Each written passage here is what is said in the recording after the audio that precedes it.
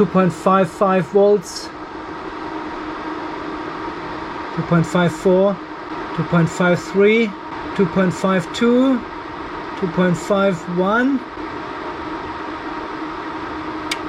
and that's it. 93 ampere hours was in this battery. So this is the state of charge.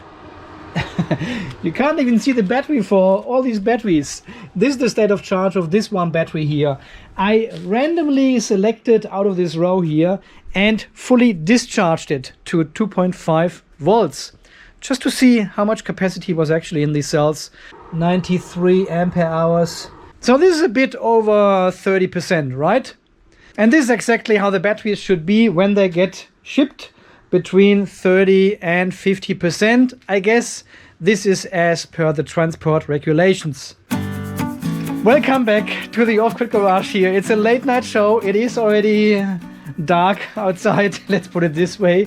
And I want to start the capacity test today for the 304 ampere hour cells and the 280K cells over there. Why is there a screw? And I don't want to just discharge the cells and charge them and give you the results of it. I want to actually explain a little bit what is going on when charging and discharging these lithium iron phosphate batteries here, because I'm still receiving quite a few emails and also comments under my videos where people say, well, we bought these cells you recommended with your links and they are not working. They are not charging, they never get full. What is wrong? Are they faulty? Is this B grade, C grade quality? And that's why I thought it is probably a good opportunity now to explain the charge and discharge curves of these battery types again. I know we have done this in the past already, but it is probably time for a bit of a refresh.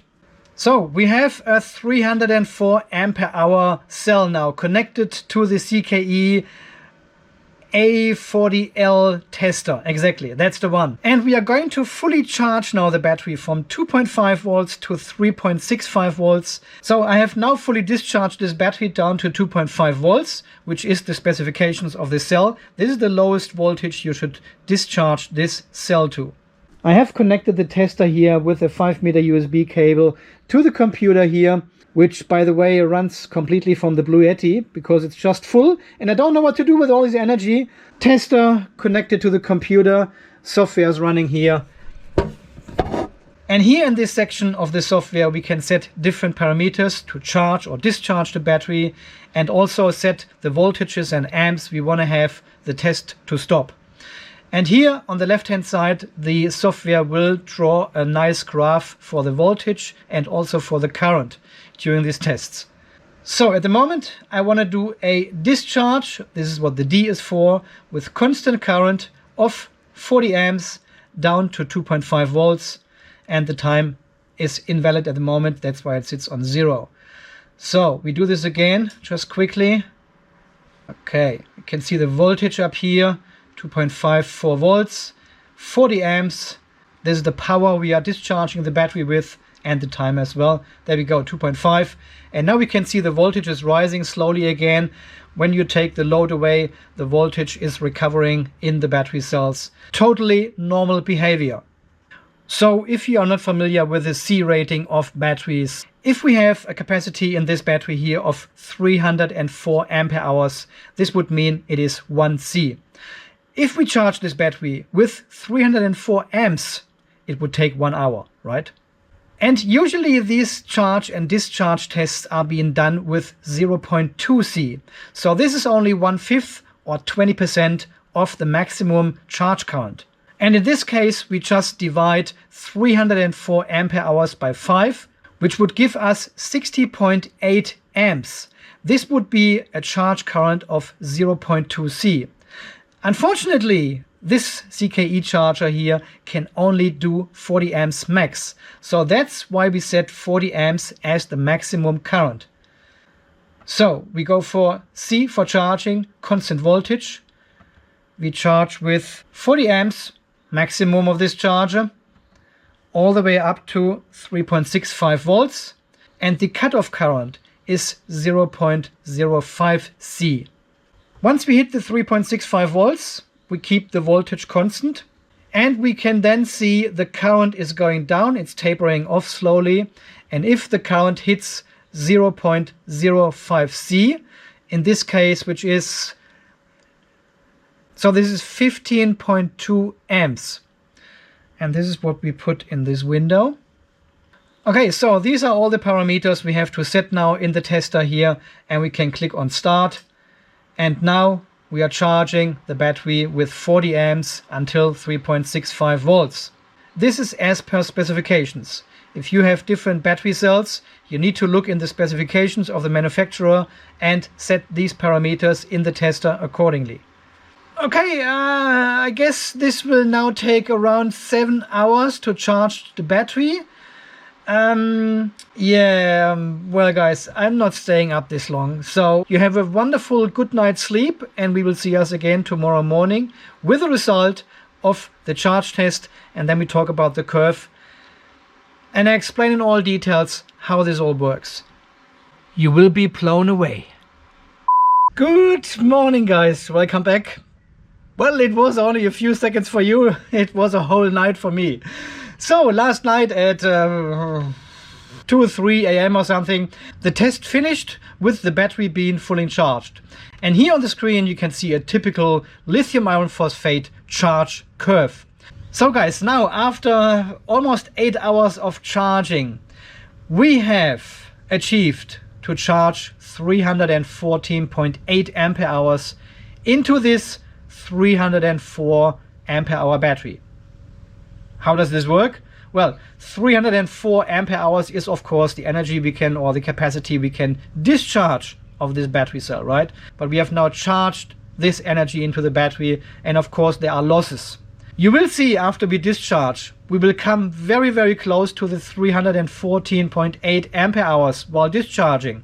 Because these lithium iron phosphate batteries, they have a very, very high charge discharge efficiency. There's almost no losses. I made a separate video about this and did comprehensive testing about exactly this. You can find the link down below under this video here as well. So one of these battery cells can store over 1 kilowatt hour of energy. That is incredible, right? And we've got 16 here in a row, so this makes a 16 kilowatt hour battery pack at 48 volts. That is a lot of energy. So here at the beginning we are starting at 2.5 volts roughly, and we have a very fast, very quick increase in voltage until we hit this plateau here of 3.25 volts, and a further small increase here until we hit this plateau here at 3.34, 3.35 volts. This is the very typical charge voltage for a lithium iron phosphate battery. And you can see we have already charged 88 ampere hours into the battery. So this means we are roughly 30% charged at this point of time. And then look at the voltage, 3.342. There's nothing until here. There's just a few millivolt increase. And then again, nothing until this little hump here. And then again, nothing. And this is exactly why people contact me and said, well, I think my battery is faulty. It does not charge. It does charge. Believe me, as long as there's current going into your battery, it charges.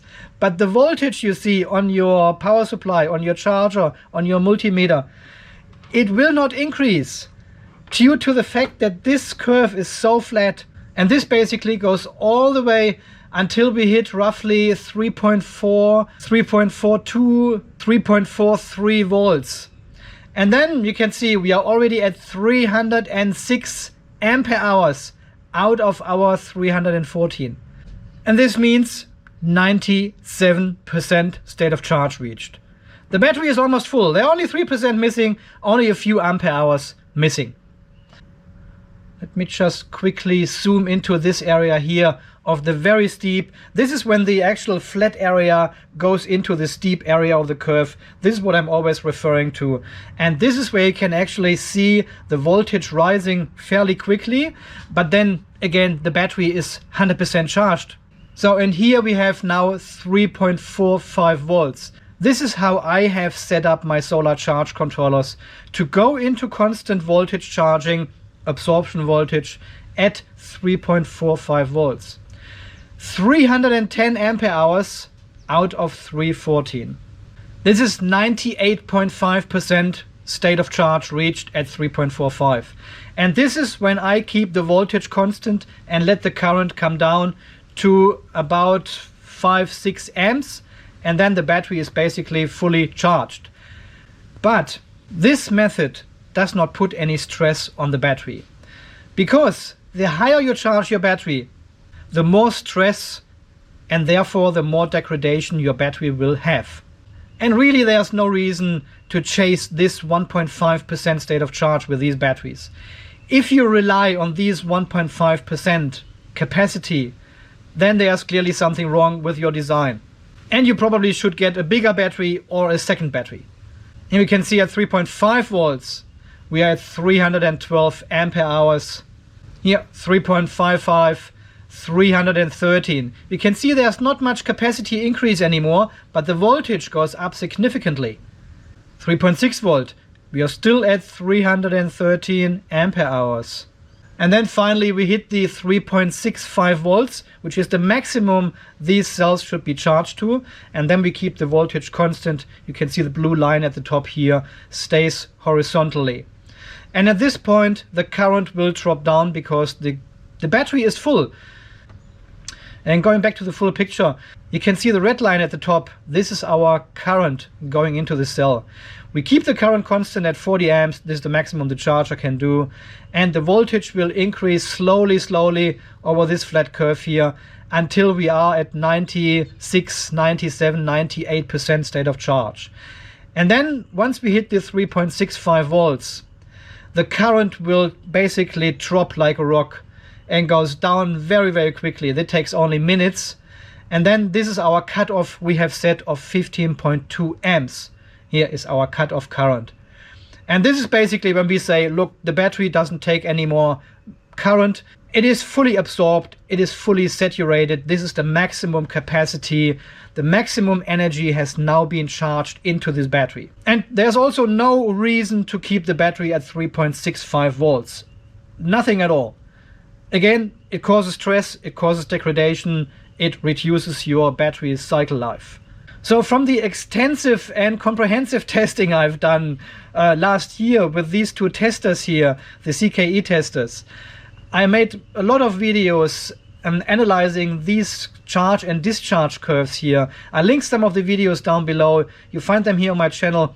And from what we could learn from all this is there is basically no reason to go higher than 3.45 or 3.5 volts with these battery cells until they are full. And then you should reduce your voltage anyway to a float voltage, which could be 3.35 or 3.375. And this ensures the battery stays fully charged but at a reduced voltage level. So again, we are taking away stress from the battery but keeping it fully charged. Reducing the voltage at this point does not mean we are taking energy out of the battery. And we can see this clearly here. We charge the battery to 3.65 volts, right? And then turn off the charger. And now after several hours you can see the voltage has actually dropped to 3.364 volts. Yeah. We are still on 100% state of charge. Even the voltage has now decreased. And this is a total normal phenomenon. And again, I received messages and comments under my videos saying, well, there is something wrong with my battery. It doesn't hold the 3.6 or 3.65 volts after I disconnect the charger. This is a total normal behavior of a battery. If you take the charger away, your voltage will drop. The 3.65 volts is only a charge voltage. When you take the charger away, your voltage will slowly go down, even there's nothing connected to the battery. It doesn't mean it's faulty, it is totally normal. And here you can see, if we keep the voltage of the battery now at 3.36 volts, for example, it will maintain 100% state of charge in the battery. So again, reduce your float voltage to 3.35, 3.36, 3.37. That keeps the battery 100% charged, and your solar charge controllers will deliver the energy for your load, but keep the battery 100% charged. Okay guys, I will now save this information here on my website. I'll talk about this at the end of the video, how this all works. And we will now continue with a full discharge of this battery, and we'll have a look at the discharge curve. We have to change the mode from charging to discharging, D for discharging, CC constant current. We are going to discharge the battery with 40 amps until we hit the 2.5 volts, which is the lowest voltage you should discharge these batteries to. And we have a look at the discharge curve then afterwards to see if it makes sense to actually discharge to 2.5 volts. So we don't need a maximum time, and now we can just click on the start button here, and we will discharge our battery cell then for the next 8 hours. So I guess I will see you at around 6:30 in the evening then, early evening. Well, I guess see you then. It is already dark again, so we have just finished the... Where is it? Here. We have just finished the discharge test of the 304 ampere hour battery, and we could get 314.8 ampere hours, exactly the same result as we charged into the battery. As I told you, the efficiency charging, discharging of these cells is very, very, very, very, very high. 1019 watt hours could we extract from this battery. Wow. So, and here the curve. We started with a high 3.65 volts, and then the curve drops quickly down to, where are we here? 3.29 volts, and you can see the voltage doesn't change much. It goes a little bit down here, but we are still at 3.26, 3.27 volts, 3.25, and further down 3.22.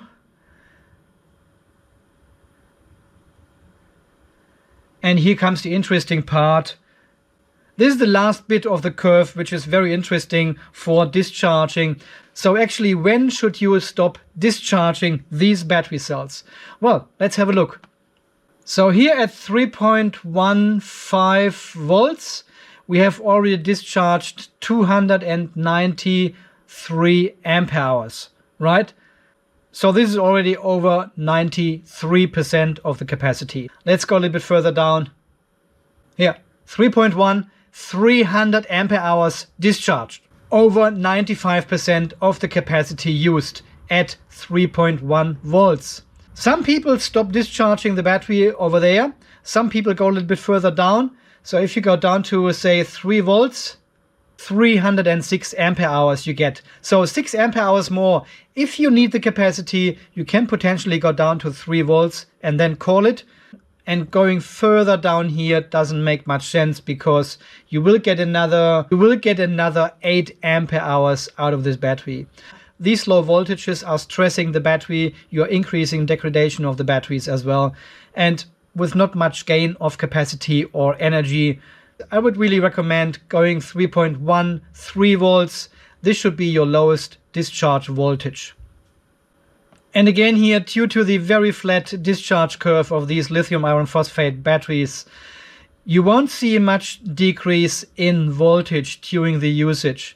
Here at around 50% state of charge, you have 3.25 volts.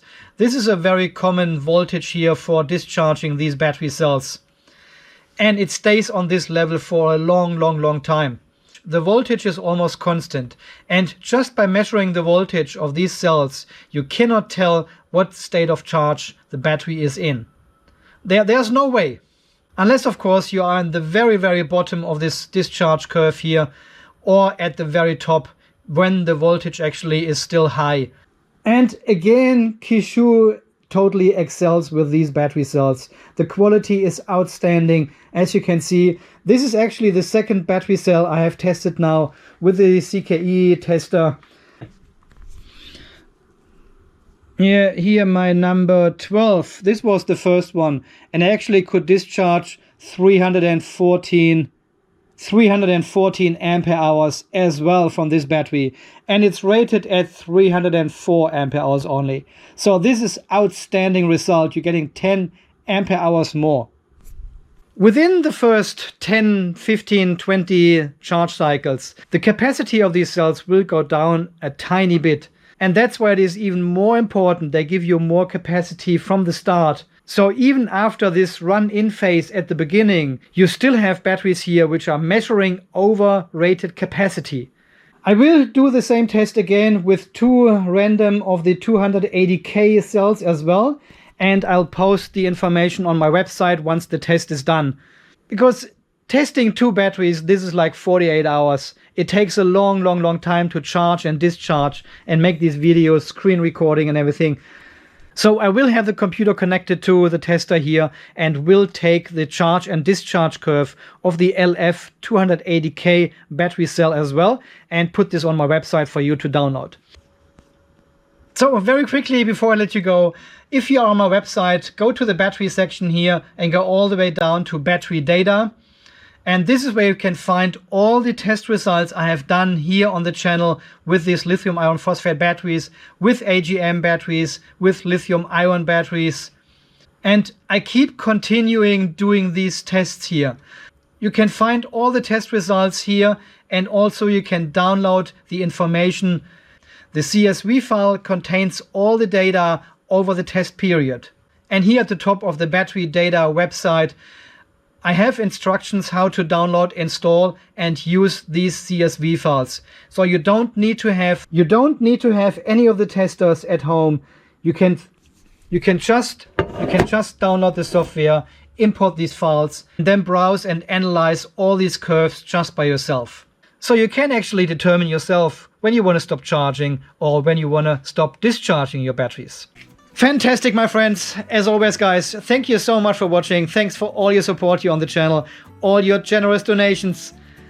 Amazing. Some people are donating on a weekly basis. I cannot drink that much. And yeah, I must say congratulations to Shenzhen Qishou Technology again for outstanding quality and service. I bought all these battery cells with my own money. I'm not sponsored. They are not telling me what to say here on the channel. But if someone delivers such an outstanding quality, I mention it here on the channel. And I'll do the same if something goes to And until the next video, guys, when we are going to put the 304 ampere hour cells here into our battery shelf over there, you stay charged and stay safe. And thank you again for watching. See you then. Bye bye.